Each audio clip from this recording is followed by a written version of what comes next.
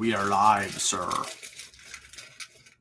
Norm in London, Mike in Buffalo. The Maple Leafs 2-2 on the preseason schedule with 2 more to play against the Red Wings. Mr. Augello, good morning. You know, in the regular season, it really is about the results. But during exhibition play, it's about the process. So how do you feel about the process so far with the Maple Leafs? Good morning. Good morning. Pretty good. I mean, it's weird that they have won 2 games in the preseason with the lineup that was mostly minor leaguers, but when it's been the NHLers at home, they've not played as well. And that's Right. because those minor leaguers are hungry to make an impression, hungry for jobs. And, you know, everybody knows Austin Matthews is on the team. Everybody knows Morgan Riley and Brandon Carlo. And, you know, last night they played, I think it was a sort of type of game against the Canadiens.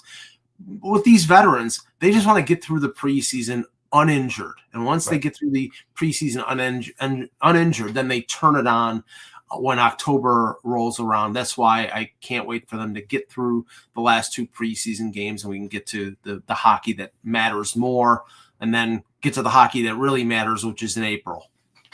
This is the Leafs Convo. Norm in London, Mike in Buffalo. Thanks for being here. Like the content, subscribe to the podcast.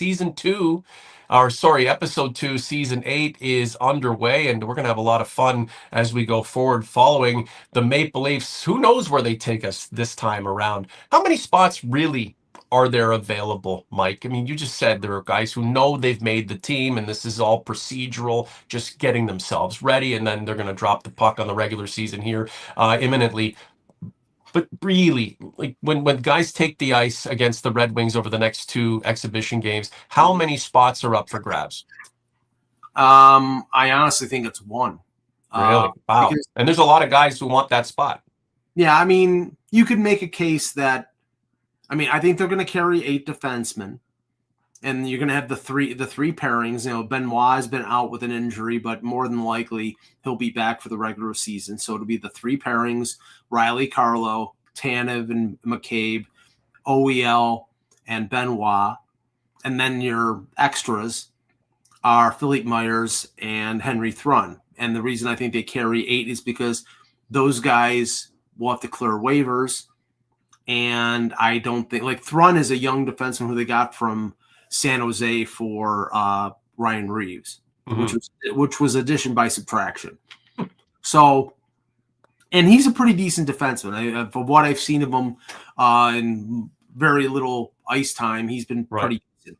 They don't want to lose him on waivers. So I think he's going to stay. And Myers is a right shot defenseman who I think played well in a limited role last year. So I think they're going to carry 8 defensemen. We know they're going to carry 2 goalies. We'll talk about the Wall situation and Stolarz later.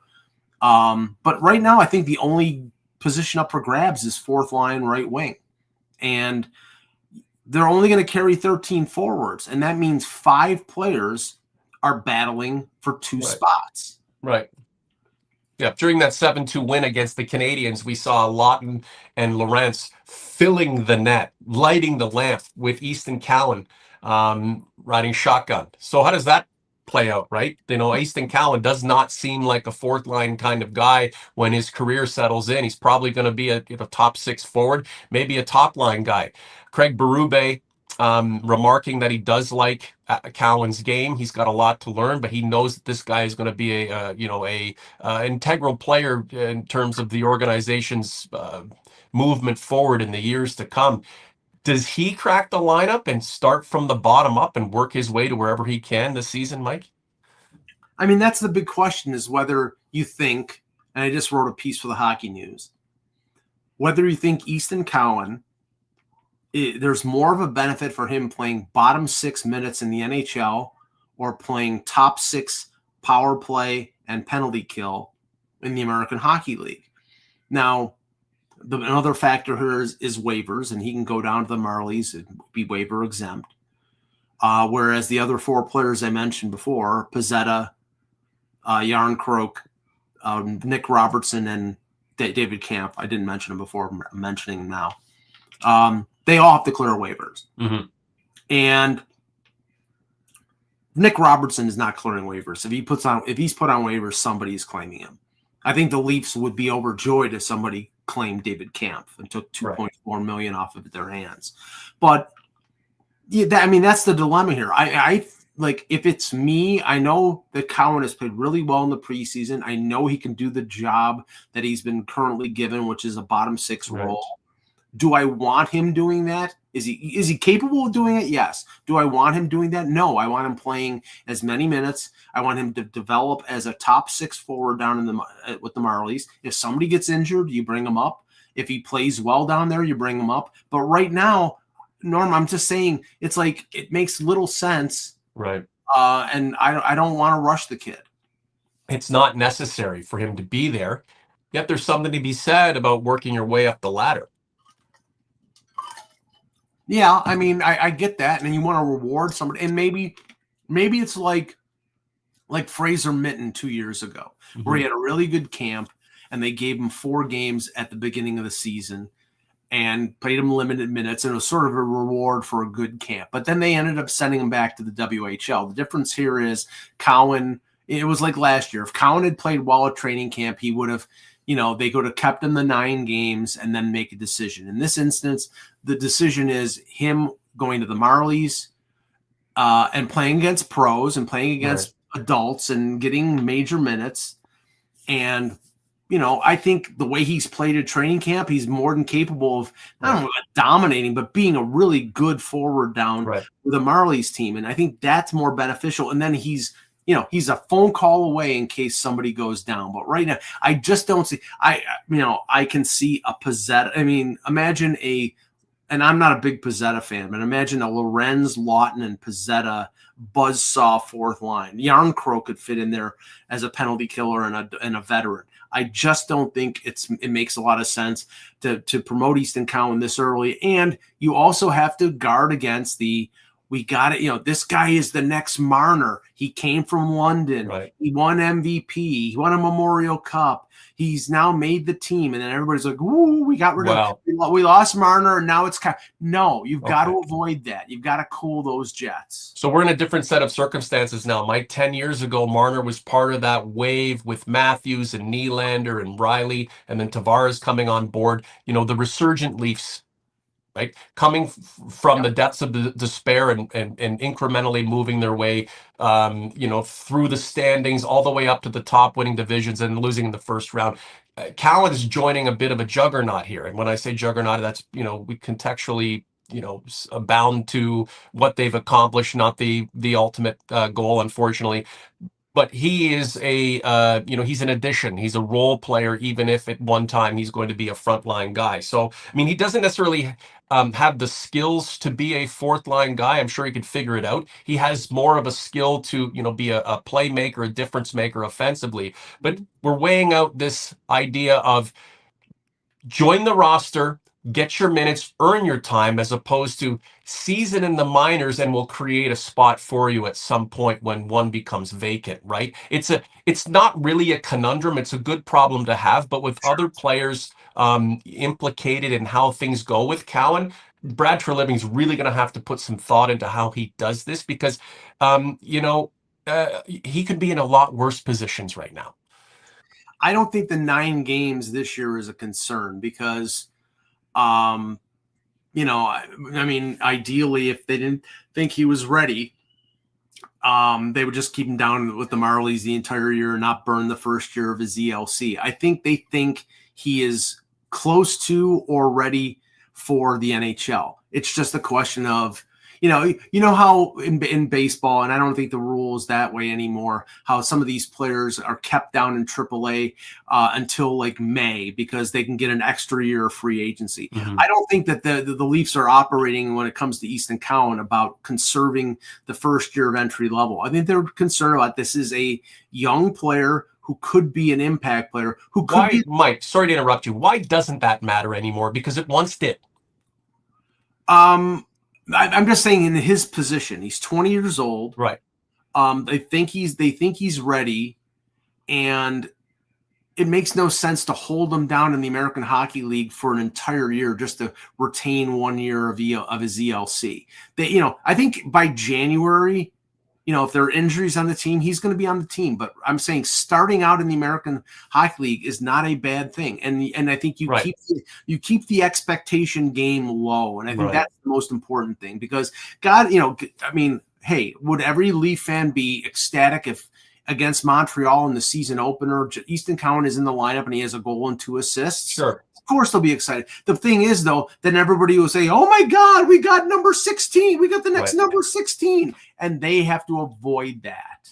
Yeah. Where does he play, Mike? I don't think the Leafs are worried about the financial implications or, burning up a year and worrying about that down the line. I mean, this isn't a taking franchise. It's a giving franchise. And let's face it, this team has to continue to achieve the things it has over the last several years and then some.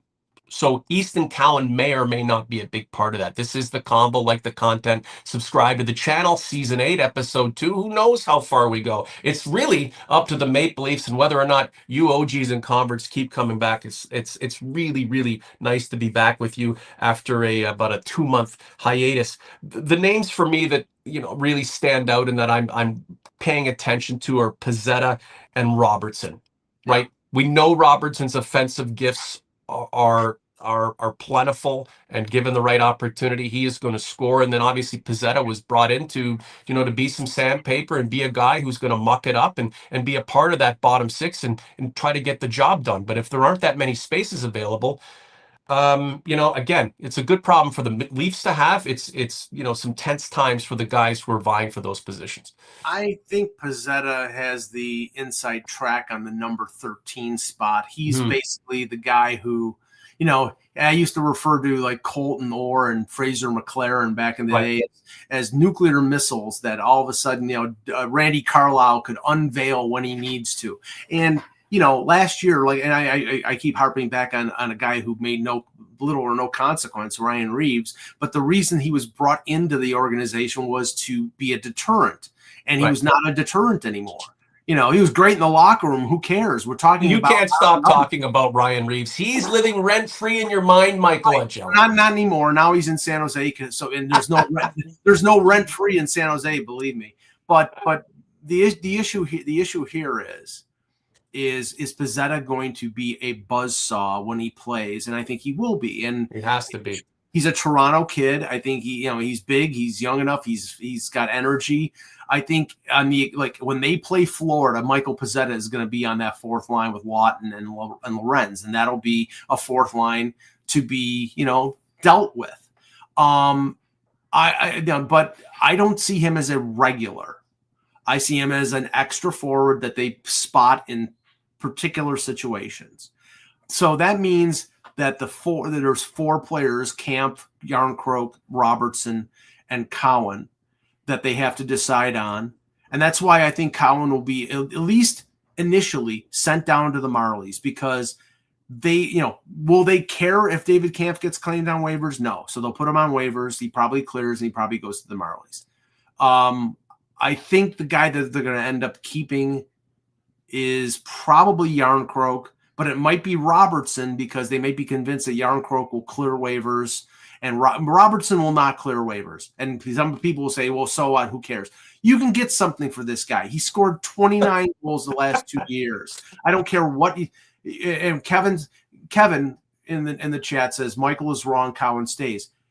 Based on his camp, I'm saying he deserves to. Based on the situation in terms of him being waiver exempt, I think initially he's going to be sent down. What would you be wrong about, Kevin R? What would Mike be wrong about? I mean, he's not emphatically stating that Cowan should be sent down, or really doesn't matter that much, right? These are just thoughts about how we think the roster might be put together. And even if Cowan doesn't start with the team on opening night, he's going to be up at some point. And TSAC says nobody will claim Robertson. Friendly bet, TSAC. If they place him on waivers, he will not be. The Robertson thing is just driving me nuts, right? Yeah. They don't necessarily have a spot for him, but they think he's worth something. At what point does this saga end? I was thinking of a historical comparable when it came to the Leafs and it came to Nick Robertson, and what I came up with was Steve Sullivan. and Steve Sullivan was with yes. And and he ended up with New Jersey, did he not? New Jersey or Chicago, and he ended up lighting it up for a few years. Right. Wow. Now, that's what I'm saying. It's like, I think that this is the next Steve Sullivan situation, because I will bet you anything he goes someplace else. Mark my word. Well, how about Pittsburgh? How about the guy that drafted him? Right. Kyle Dubas. He gets claimed there. He will score 30 goals. Now, is he ever going to be great defensively? No, but that's the thing. He's got a top 6 skill set, and they just don't want to play him in the top 6 because defensively he's not capable of doing it. So, and that's the problem. It's like, I mean, I think he's got NHL talent, and for the right team, he will be a scorer, but it just doesn't seem like it's going to be here. It's a banana scenario, and it's a little bit frustrating in that he has so much capability but leaves so much to be desired, and he hasn't improved to the point where the Leafs know they can put him into the top 6. By extension, the Leafs have enough guys up there already, so it's a luxury to have. But you're right. Brad Trelivny's got to tread lightly here. Be very cautious, because if you just give him away, he's going to come back to burn you. And wouldn't that be ironic? This is the Convo, Season 8, Episode 2. Like the content, subscribe to the channel. Joseph Woll took a personal leave of absence. I don't know too much about that. I don't know if we should really delve into that. That's his business, and we wish him well. We obviously want him back. Mm-hmm. But the Leafs also signed James Reimer to a professional tryout. Right. What's am I conflating the two by saying that one has a connection to the other, or are they mutually exclusive? I think they're connected in a sense. I mean, Joseph Woll, we don't know what the details. That's none of our business. It's a family matter. He took a leave of absence. Well, if he wants to reveal that later on after whatever is going on in his life, that's his right. And if he doesn't, that's his right as well. But the Leafs have to think about the season. And now Dennis Hildeby has played well in the preseason, and I don't think they're going to have an issue with Hildeby standing in as the number 2 behind Anthony Stolarz. So I think the NHL pairing is set for now. And when Woll is back, then Hildeby goes down to the minors. Okay. I think this has more to do with Anthony Stolarz than it does with Joseph Woll. Joseph Woll is going to be back at some point. Right. Anthony Stolarz got elbowed in the head by Laurent Dauphin yesterday in the game. And he has spent more time on injured lists in his career than anything. And his problem has been, and I will continue to say this, is his worst ability is his availability. When he's healthy, he's a really good goaltender, but he's never stayed healthy. Last year, he missed 2 months. Right. But how insane is this, though? We're not critical of him, but we're using through experience in his past, the injury that has just been his body versus the last injury that he had, plus the scare the other night, were precipitated by others, right? By people trying to take his head off. And when we talk about him being injury prone, neither one was his fault. Yet, I mean, this is what we know him to be, right? Yeah. His reputation precedes him, but the last 2 instances really weren't his fault. No. I mean, how can you prevent the last injury? Well, somebody, have Sam Bennett not chicken wing you and have somebody take his head off if he does. Right. But that didn't happen, and that was a shortcoming to the team, and obviously, Stolarz couldn't come back from it. But the empirical data when it comes to Stolarz is every year he gets hurt, and James Reimer. And he hasn't been signed to a contract yet. He's on a PTO. James Reimer is Matt Murray 2.0. He's the 3rd goalie. If he break glass in case of, they probably sign him. They probably sign him at the end of training camp after every team has decided on their goalies. They put him on waivers. He goes to the Marlies. He probably plays 10, 15 games down there, probably mostly in Toronto. And then if somebody gets hurt, he gets called up. So I think that's because Norm, I saw him at the end of the year with the Sabres. He was still a good goaltender. Sure. He was the guy. He was the go-to guy in the last 3 weeks to a month instead of Ukko-Pekka Luukkonen with the Sabres, and he played well. Right. So I think it's a no lose to bring him in. He's a safety net, and if they sign him, they probably sign him to a 1-year deal for less than $1 million. And he sits around and he's a good guy and he'll bide his time and he'll help the young goalies. He did that in Buffalo. I think it was a good move. And okay, PR aside, whatever. I mean, so what? My buddy Steve Dangle was overjoyed because he's a big Reimer nut, and that's great. I love that. But they need to be prepared. And if Stolarz gets hurt and Wall is unavailable, then your number one goalie is Dennis Hildeby. Then you're probably having to play Reimer because Reimer's experienced and he can play.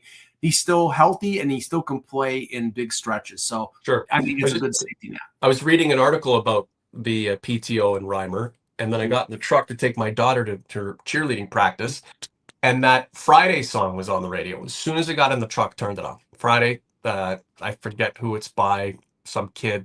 I think it was 2011, and then they did the parody song. It's Reimer, right? Back in those days with Ron Wilson. I don't know if anybody remembers that, but it's what a coincidence, eh?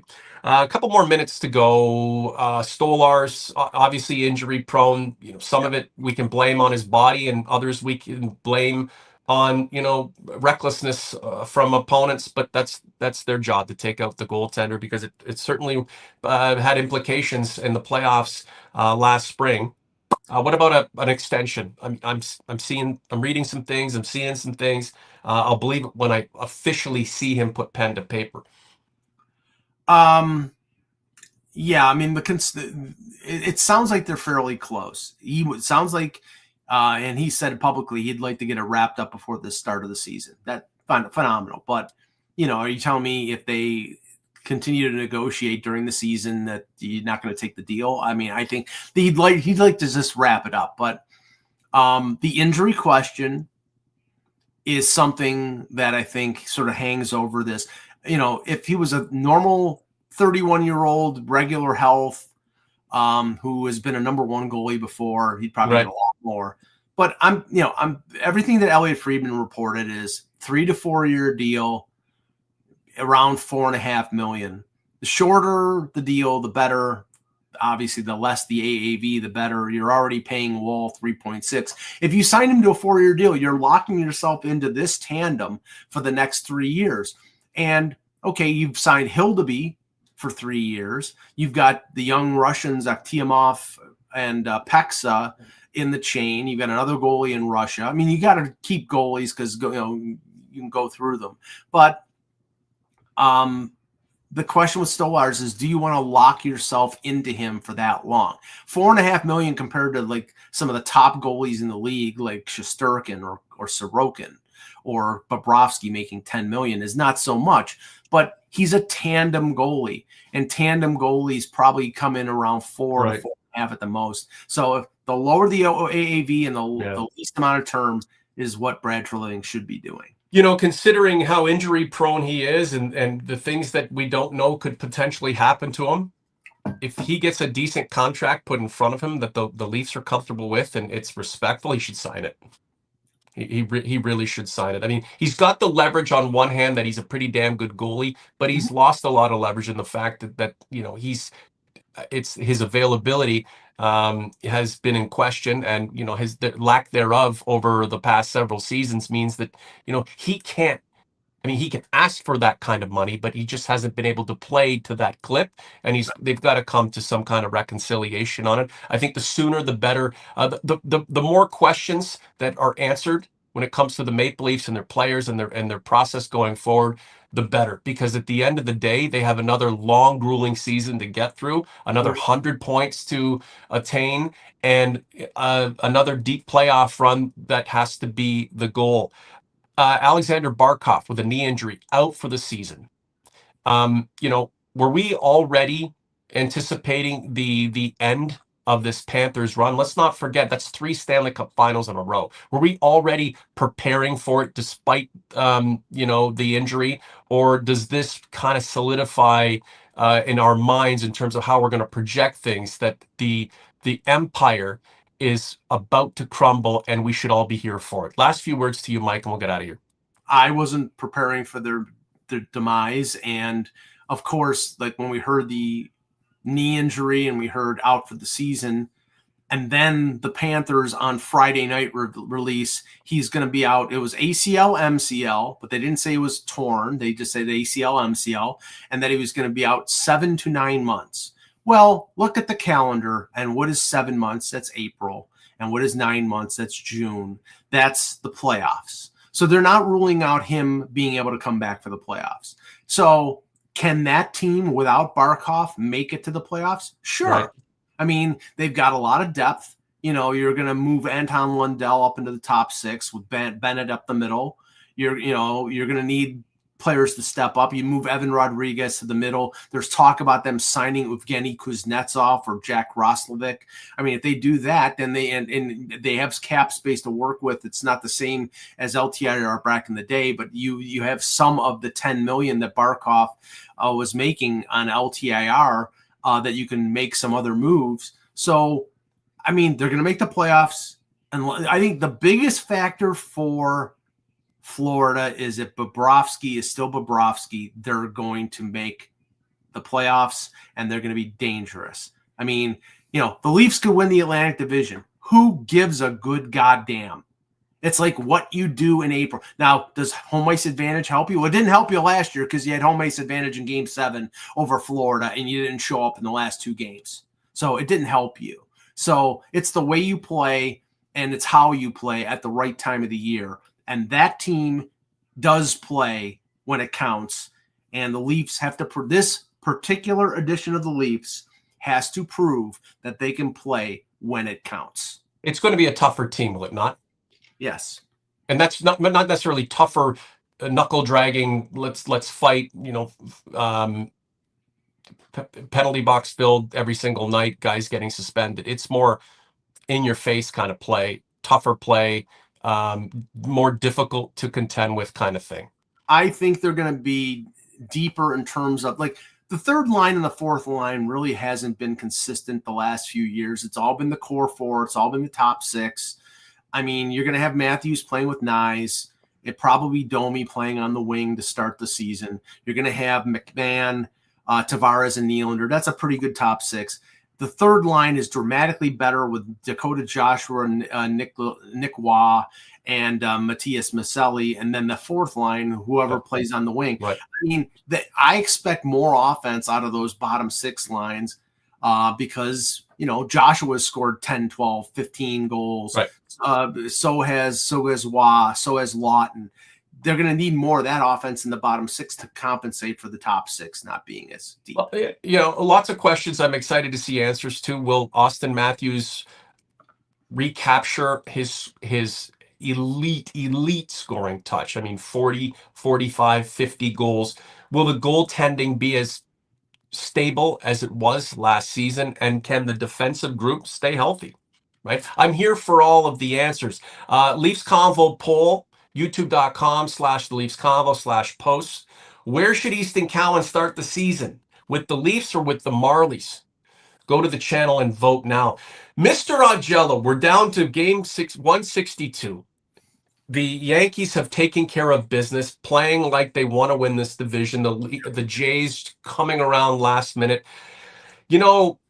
Everybody's really nervous in terms of how things are going to play out for the Jays and Rays today, and Kevin Gausman's going to pitch. And here's how I kind of put it together. If you, with so much at stake, can't win a game against a bunch of guys who are counting down the minutes until they can clear out their lockers, go fishing, go on trips, and get the hell out of Dodge for 2 months, you don't deserve to be the division champions. How do you think it plays out today? Well, I mean, you want your ace on the mound, and I think he's their ace. He's their best starter. Right. They've had good offense the first 2 games. I mean, after I think playing terribly against the Red Sox. I mean, they at least won that last game against the Right. Sox, and Right. now they've generated a lot of offense. Now it looks like Tampa is going to be starting an opener. I don't know much about Ian Seymour, but he's a lefty, and he's No, not a he beat them at Steinbrenner Field a couple of weeks ago. So it wasn't easy. But think about this for a sec. All you need to do is win, and you win the division. You get 5 days off, and you can watch other teams eat themselves alive. Right. And I mean, that should be the motivation. But, but Tampa Bay is going to be playing fast and loose. And we know that Tampa Bay has always given the Jays trouble. So, I mean, then you have to factor in, I'm looking at the Yankees are playing the Orioles. The Orioles probably have the same motivation here. They'd like to stick it to the Yankees one game in 162. The Yankees have killed them the first 2 games. They beat one of the best starters in the league, Trevor Rogers, in the first game. They have Heel going on the mound today, and Heel has had a pretty good year. But last year, in the last start, he got lit up like a Christmas tree. Right. So, I mean, let's just say I'll be checking that as much as I'm watching the Bills game.